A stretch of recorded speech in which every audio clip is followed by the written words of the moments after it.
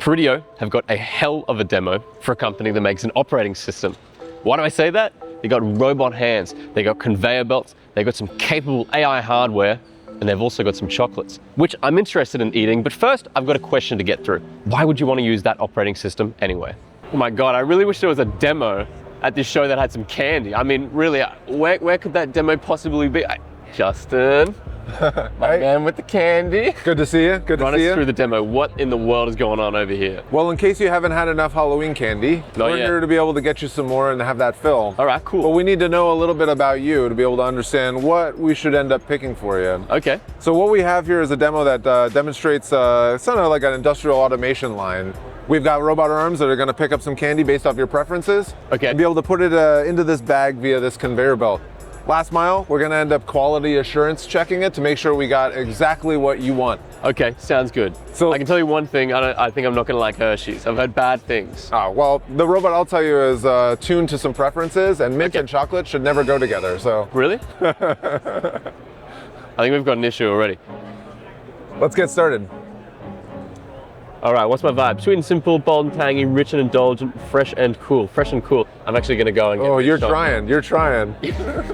Cruising for a bird, man. Texture preference, smooth and creamy, crunchy and fun, crispy and light, chewy and soft. Chewy and soft. Flavor intensity. Strong and bold. What sounds good? Minty fresh.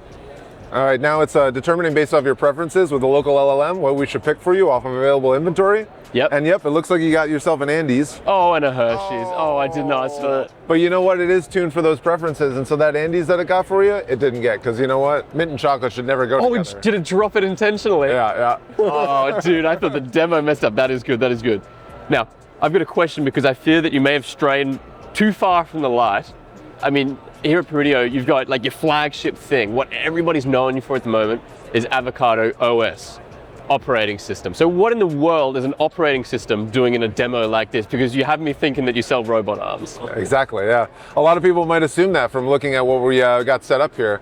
But actually, Avocado, it's an operating system that's designed for manufacturability. Anybody who's trying to be able to create a physical product, and the alternatives that you'd have in the market would be something like Ubuntu and Debian on one hand, versus Yocto on the other.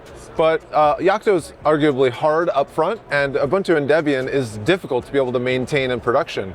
Us, as well as our partners, together with Roboflow, which is an application stack that we're running on these arms to be able to ease the burden of doing machine learning with computer vision applications, means that with Avocado and applications like Roboflow, you can get started being able to design things like this without having to have deep technical knowledge or expertise on staff. So if you're an entrepreneur and you've got like a vision idea of a product you want to design, you don't have to take on all the risk of needing to be able to hire a whole bunch of talent that might not be available, or it might be really cost effective like for your company. I want to talk more about the demo because this is the box, and we'll get some good shots for you later. This is the box that is the brains of the operation. And it's got a fan, it's got USB ports, HDMI. It is well capable of running something like Ubuntu, which is what so many people are used to, right? So many people have used Ubuntu in their careers before. They're ready, they know what's going on. So why would you run Avocado OS on that? Why would somebody transition over to your OS rather than using something that they might be more familiar with, be that Ubuntu or Yocto? Well, Ubuntu is great to be able to get feeling around in the dark, finding out how to be able to make your product work. But it's going to lead to state transition. It's not scalable to hundreds of thousands of units. What that means is you're installing packages at runtime. And that means that you're kind of treating your deployed fleet like a bunch of distributed servers and not like devices. You know, we want reproducible, deterministic runtimes so that we can prescribe the exact state that we want these devices to be in from our desks. And with Ubuntu, you just don't get that kind of freedom. Right, so it's about production, it's about reproducibility of every single one of your units. Exactly, yeah. Right. I think what so many people like about Ubuntu though, like be it not even that good for deployments, is how much support there is out there. I mean, there's always a forum with the perfect line of code that will fix all of your problems. So, I mean, why would someone transition to something where there might not be as much community support as such? Well, the best part about Avocado is that we don't stray too far from what the community's offering. Like with Ubuntu, they are getting that by the amount of packages that they support. Yes. And we build all the packages as well, but we don't make it so that you install them at runtime. We let you install them at build time, but still getting that reproducible, deterministic build. And while the community support that's out there might have, I've got this camera, or I've got this peripheral that I need to get working on my device. Yep. What packages do I need to install? Everybody has that problem. That'd be that deep dive in the Reddit or something to find that out. Yes. Yeah, like what do I install? Well, if you find an answer that says on Ubuntu you should install this package, that's going to give you the same knowledge that you need on Avocado on the same package that you might install with us. But to go one step further, we ease this burden by also offering an MCP server for our package repositories. And what that means is LLMs and AI coding tools that you might use to be able to help you design your applications and program them can also have direct access to our package repository databases.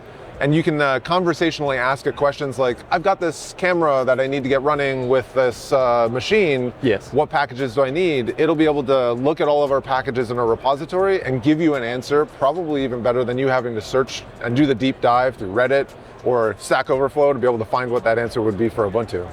This might sound like a crazy question, but that actually works. Yeah, it does. Yeah. And it's a huge accelerant too, because now you don't need to be able to do all the searching yourself. You can let the robots do it for you. I love it. This is such a cool demo. Where can people find out a bit more about you? Well, you can check us out at peridio.com. There's some great documentation that's available there. Or you can go and look at us at the avocadolinux.org. Join our Discord and get into the conversation. And if you want, you can even check out all of our codes open source in the public repositories on GitHub. And feel free to open some PRs and get started. Awesome. ipXers. As always, if you want to find out more, there'll be lots of information for you over at ipXchange.tech. But for today, Justin, thanks for having me. I'm going to go get that Hershey's now. Thank you so much.